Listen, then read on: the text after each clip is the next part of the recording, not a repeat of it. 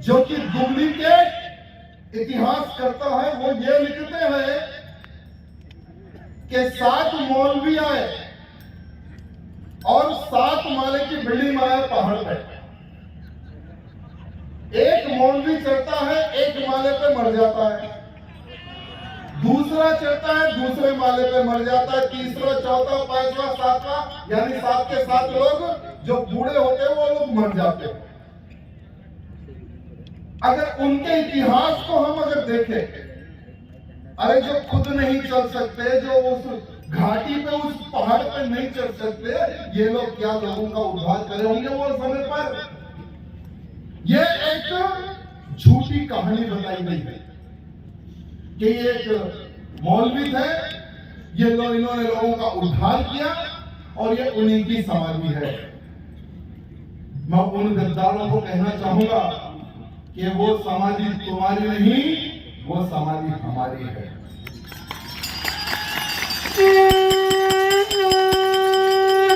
और हम पूर्ण रूप से वहां पे भगवा लहरा कर ही रहेंगे, कोई ताकत नहीं रोक सकती। अरे जितना इतिहास तुम लोगों ने बदलने की कोशिश की, लेकिन इतिहास से छुप नहीं सकता। मच्छिंद्र दास महाराज जी का जो बलिदान है, जो सेवा है, उसको कोई मिटा नहीं सकता। श्री मलन मच्छिंद्र दास महाराज जी जनता की सेवा करते थे। जिस गांव में खेती नहीं होती थी, जहां पर बीमारियों का प्रकोप होता था, उस क्षेत्र में जाकर सिर्फ एक पानी के छिड़काव से, मंत्र के उच्चारों से जनता की भलाई का कार्य करते थे। उतने सज्जन और उतने पावरफुल हमारे मच्छिंद्र नाथ महाराज जी थे। संतगण आज इस मंच पर उपस्थित है। बहुत हमारे संतगण ने महाराज जी के बारे में बहुत ही अच्छे शब्दों में आपको कहा है।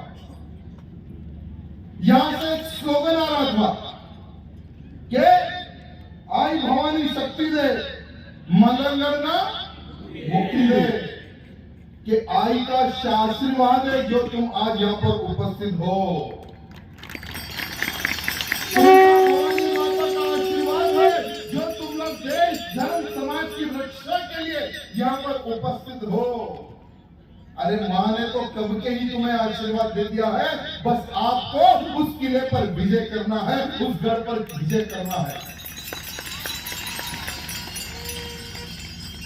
अरे हिंदू हृदय सम्राट बाला साहेब ठाकरे जी के शिष्य की सरकार है महाराष्ट्र में।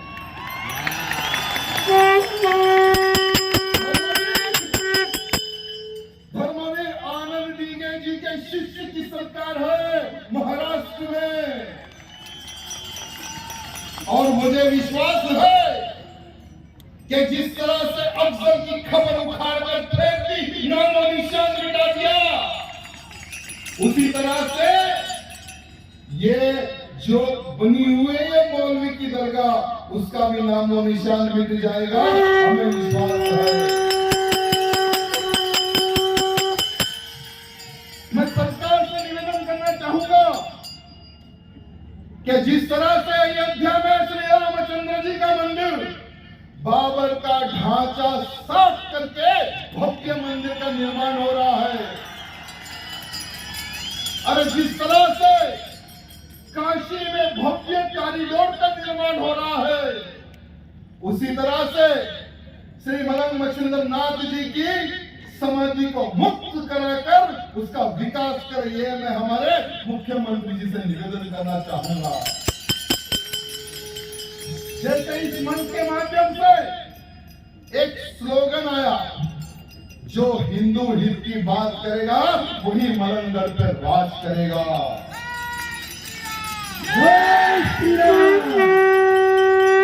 लेकिन आज इतना हमारे मंदिरों पर, हमारे मठों पर, हमारे साधु संतों की समाधियों पर अत्याचार हो रहा है।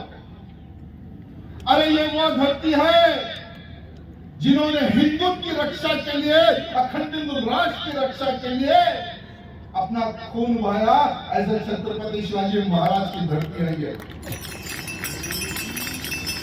अरे ये वो धरती है जहां पर छत्रपति संभाजी महाराज ने अपने प्राण दिए, लेकिन इस्लाम कबूल नहीं किया। ये वो धरती है। लेकिन आज इतनी पवित्र धरती पर हम मलंगड़ के लिए संघर्ष कर रहे हैं। हमारे इस पवित्र धरती पर लव जिहाद, लाइन जिहाद, गौ हत्या हो रहा है। आखिर क्या हो रहा है? मैं एक बात हमारे महाराष्ट्र के हिंदू भाई बंधुओं को कहना चाहूंगा कि एक बार पूरे महाराष्ट्र का हिंदू खड़े हो जाए, एक मंच पर आकर खड़ा हो जाए। अरे छत्रपति शिवाजी महाराज ने 370 किले बनवाए हैं और जीते हैं। आज 370 किलो में 25% किलो पर या दरगाह बनी हुई है, या मस्जिद बनी हुई है, या ऐसे किसी मौलवी की मजार बनी हुई है। आर्कोलॉजी डिपार्टमेंट क्या कर रहा है मैं पूछना चाहता हूं। अरे अगर उस किले पर किसी हिंदूवादी कार्यकर्ता ने अगर भगवा फहराने का अगर प्रयत्न करता है तो उसको अरेस्ट करके उसके ऊपर एफआईआर दाखिल किया जाता है, उसके ऊपर केसेस बुक किए जाते हैं। अरे जब इनलीगल रूप से दरगाह या मजार या मस्जिद बनती है तब ये डिपार्टमेंट क्या कर रहा था, मैं डिपार्टमेंट को पूछना चाहता हूं। मुझे लगता है कि कुछ डिपार्टमेंट के लोग इन लांडों के तलवे चाट रहे हैं।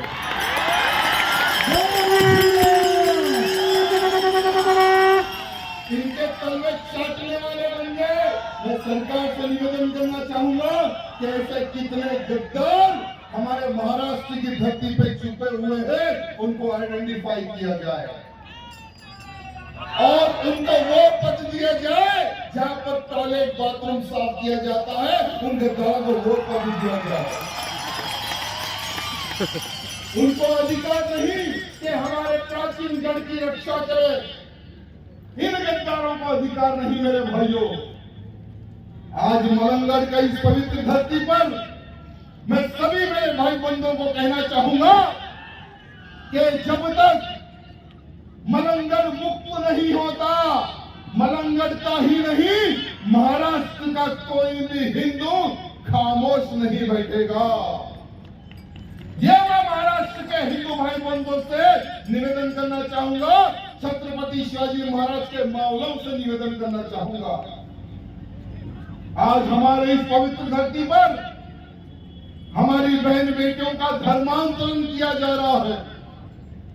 लव जिहाद के नाम पर 35 टुकड़े किया जा रहा है। यहां पर हमारी बहन बेटियां ज्यादा संख्या में है। मैं आप सबको कहना चाहूंगा कि अब आपको जीजा माता बनने की आवश्यकता है और हमारे बच्चों को, हमारी युवा पीढ़ी को जीजा माता का संघर्ष और जीजा माता का वो बलिदान आज के बच्चों को बताने की आवश्यकता है। जीजा माता ने अपने बेटे को छत्रपति शिवाजी महाराज को पाला है। यह नहीं सोचा है कि हमारा बच्चा बड़ा होकर कुछ अलग बनेगा, लेकिन जीजा माता ने सोचा कि मेरा बच्चा बड़ा होकर औरंगजेब की सेना से लड़ेगा। ये हमारी माता ने सोचा है। और आज मुझे गर्व होता है जब मैं हमारे शिवाजी महाराज का नाम लेता हूं। अरे अगर शिवाजी महाराज ना होते तो क्या हम हिंदू होते? क्या हम हिंदू होते? मेरे भाइयों, आज उनके बलिदान को याद करने की आवश्यकता है। श्रद्धा वालकर हो, रूपाली हो या उर्वशी हो, हमारी बहन बेटियों को टारगेट करके मारा जा रहा है। मेरे भाई, मैं आज सभी से ये निवेदन करना चाहूंगा कि हमें जहां पर लव जिहाद के नाम पर हमारी बहन बेटियों को फंसाने का प्रयत्न किया जाता है, वहां पर शिवाजी महाराज का मौला बनकर आपको खड़े होकर उस बहन बेटी की लाश और प्राण बचाने की आवश्यकता है।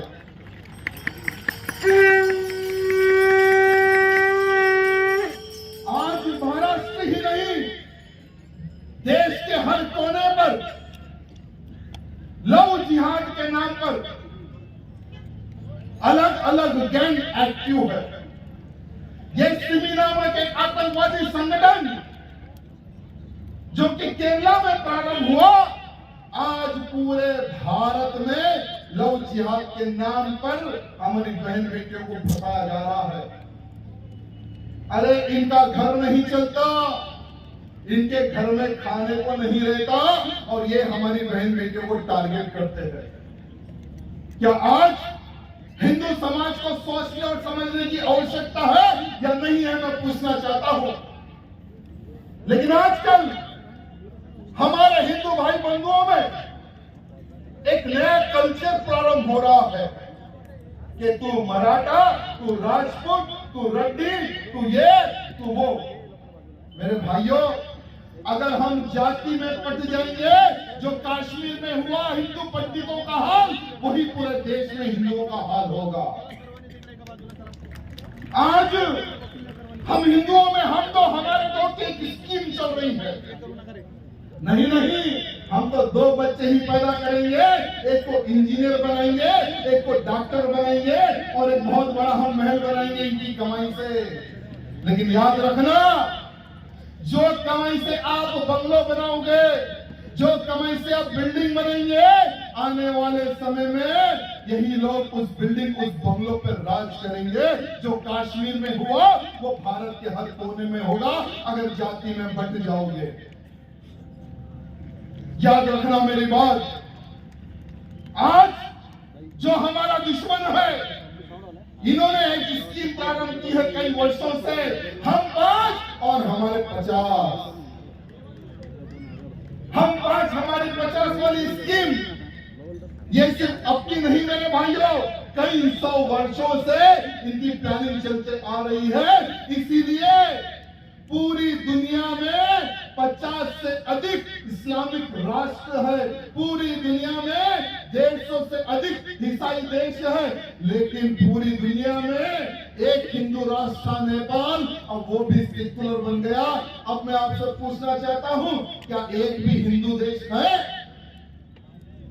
क्या एक भी हिंदू देश?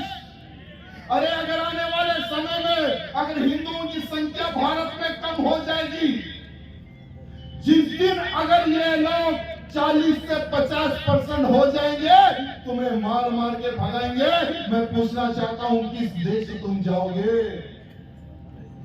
किस देश तुम जाओगे? मैं पूछना चाहता हूं। इसीलिए मेरे भाइयों, संगठित हो जाओ, जाति पात को बाजू रखो, हम तो हमारे 2 वाली स्कीम को भी बाजू रखो।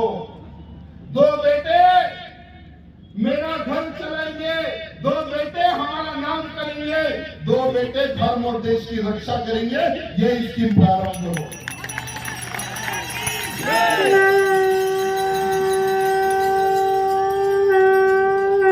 अगर आप ये प्रारंभ करते हैं तो मैं आपको आश्वासन देना चाहूंगा कि आने वाले समय में कोई भी हिंदू के प्रति आंख उठाकर नहीं देखेगा मेरे भाइयों, ये मैं आपको आश्वासन देना चाहूंगा।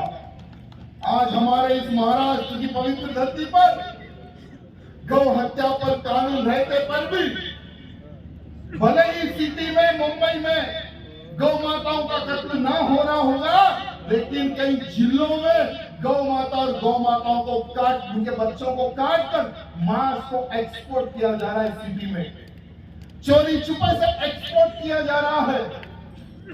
हमारे इस सभा में हमारे मंत्रीगण पधारे हैं, विधायकगण पधारे हैं, मैं उनको भी प्रणाम करता हूं और विनती करना चाहूंगा कि जो हिंदुत्व का कार्य करेगा उसको कोई गिरा नहीं सकेगा। महाराष्ट्र का हर वो हिंदू जो हिंदुत्व का कार्य करेगा उनके साथ होगा। सही है या नहीं है? सही है या नहीं है? सही है। तो मैं सरकार से निवेदन करना चाहूंगा, आज हिंदू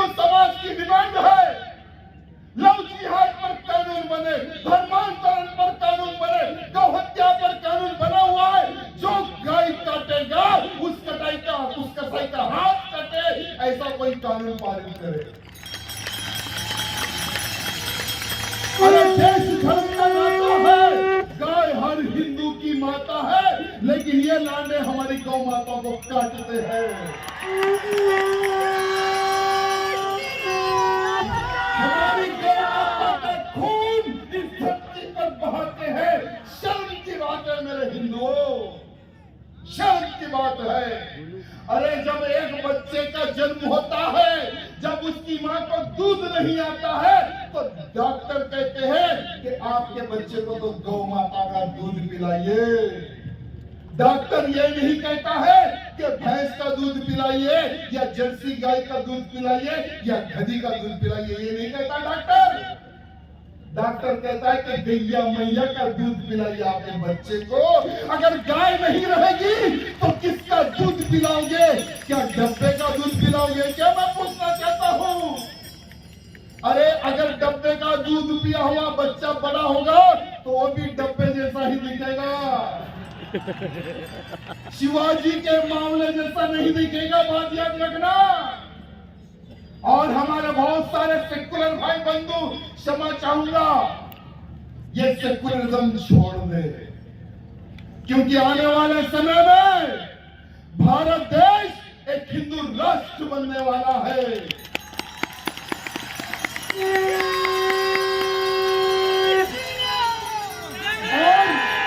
और बहुत सारे हमारे भाई बंधु, बहुत सारे हमारे भाई बंधु, हम देखते हैं कि यही पहाड़ी से कुछ लोग ऊद लेकर और मोर का पंख लेकर उतरते हैं नीचे और धुएं का छिड़का लगाते हैं दुकानों पर और वहां से पैसे कलेक्ट करके वहां पर ऊपर ले जाते हैं, पैसे पूरे जमा करते हैं। मैं हमारे मलंगल में ही महाराष्ट्र के हर भाई बंधु कहना चाहूंगा, जो भी हरी टोपी वाला आएगा पंखा लेकर, किसी को 1 रुपए का दान ना करे।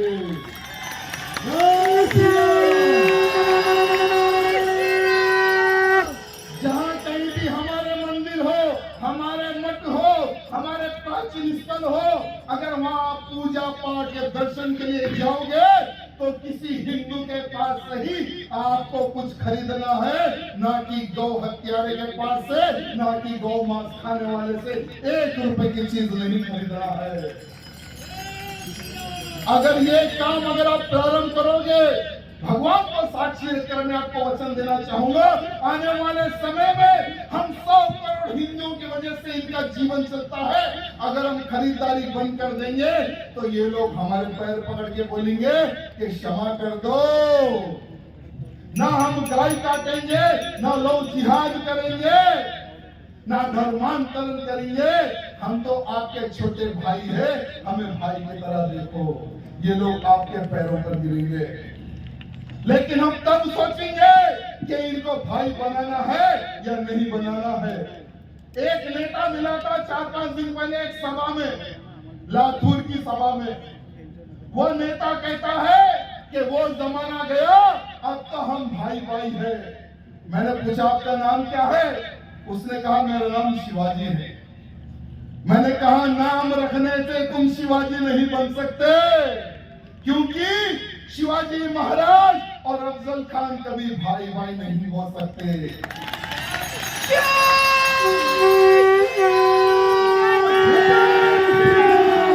धर्मवीर संभाजी महाराज और औरंगजेब कभी भाई भाई नहीं हो सकते। भारत माता की जय, वंदे मातरम बोलने वाला और उसका विरोध करने वाला कभी भाई भाई नहीं हो सकते। ये बात ध्यान रखना और इनकी एक कला याद रखना। जहां पर इनकी संख्या कम है पैर पकड़ते हैं, जहां पर इन गद्दारों की संख्या बढ़ के है पीठी पे छुरी भोंकने के लिए प्रयत्न करते हैं ये लोग। याद रखना मेरे भाइयों, इनको कभी नजदीक नहीं आने देना। हाँ, अगर कोई हमारी विचारधारा से प्रभावित है तो हम विचार करेंगे कि किसको नजदीक आने देना है और किसको नजदीक आने नहीं देना है। साथ ही साथ आज मुझे योगी जी की वो बात याद आती है, जो भी दुश्मन है उसे मैं मिट्टी में मिला दूंगा।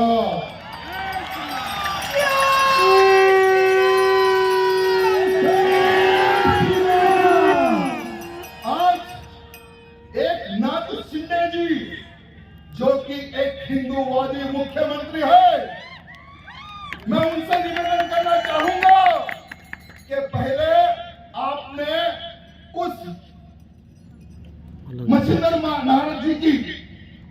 नाथ जी की समाधि पर जाकर आपने बहुत अच्छा काम किया, आरती की, पूजा पाठ की, इसके लिए मैं आपको प्रणाम करता हूं। साथ ही साथ दूसरा चक्कर और एक लगा देना। दूसरे चक्कर में कोई समाधि ना हो, सिर्फ मच्छिंद्र नाथ जी की समाधि हो और वहां पे फगवा हो।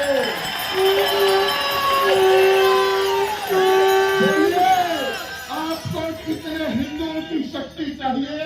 हमारे शिंदे जी बोलिए, एक आवाज लगा देना, लाखों की संख्या में शिवाजी महाराज के मामले आपकी सेवा में उपस्थित रहेंगे, लाखों की संख्या में। क्योंकि हर वो भाई का सपना है मच्छिंद्र नाथ जी की समाधि मुक्त हो इन गद्दारों के हाथों से। साथ ही साथ आपको याद होगा कि एक समय 93 में मुंबई में सीरियल ब्लास्ट हुए थे, जिसमें 200 से अधिक यानी लगभग 300 लोग मारे गए थे और 1400 से अधिक लोग घायल हुए थे। दाऊद इब्राहिम ने बम ब्लास्ट किया था। ये कौन था दाऊद इब्राहिम? हिंदुओं का दुश्मन था ये लांडा। और ऐसे व्यक्ति की प्रॉपर्टी आज भी मुंबई में है, लगभग 75,000 करोड़ की प्रॉपर्टी आज उसकी मुंबई में है। मैं हमारे शिंदे जी से निवेदन करना चाहूंगा, अभी तो दो मिलकर एक सरकार बन के है, एक चक्कर आपको यूपी का लगाना है, योगी जी से मिलना है।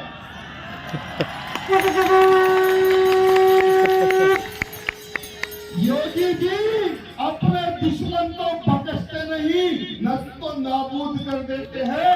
अभी भी आप टीवी खोल कर देखो,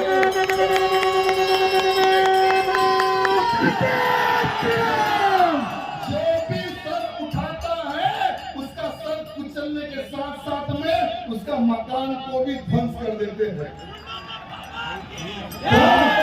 भैया जी से मैं निवेदन करना चाहूंगा, तुरंत 100 बुलडोजर आप खरीद लो। तुरंत 100 बुलडोजर खरीद के पहला जो कार्य होगा वो दाऊद इब्राहिम की प्रॉपर्टियों को आपको बुलडोजर चलाना है। एक भी प्रॉपर्टी उसकी जीवित न रहे और जहां जाकर इसकी प्रॉपर्टी ध्वंस होगी वहां पर जनता के लिए एक टॉयलेट और एक बाथरूम बना दे। क्योंकि ऐसे गद्दार की प्रॉपर्टी हमारे महाराष्ट्र में नहीं चाहिए मेरे भाइयों। जिसने महाराष्ट्र से गद्दारी की, जिसने निर्दोष लोगों को मारा है। साथ ही साथ अभी होली आ रही है, होली के मेरे तमाम हिंदू भाई बंधुओं को हार्दिक एडवांस में शुभकामनाएं। लेकिन जहां से आप कलर खरीदो या पिचकारी खरीदो, ये देखो कहीं वहां पर कोई अब्दुल तो नहीं बैठा है। ये वही अब्दुल है मेरे भाइयों, जो ये कहता था कि अगर कलर का एक दाग भी हमारे शरीर पर, हमारे कपड़ों पे गिर जाए तो हमारी नमाज वो अल्लाह कबूल नहीं करता। तो जब तुम्हारी नमाज वो कबूल नहीं करता है तो ये ना समझ हिंदुओं, तुम उसके पास से कलर क्यों खरीदते हो यार? अरे कलर खरीदो तो किसी तिलकधारी से खरीदो, हमारे भाई बंधु का भी उद्धार होगा और तुम्हें भी अच्छा लगेगा कि हाँ हमने हमारे ही भाई के पास से कलर खरीदा है।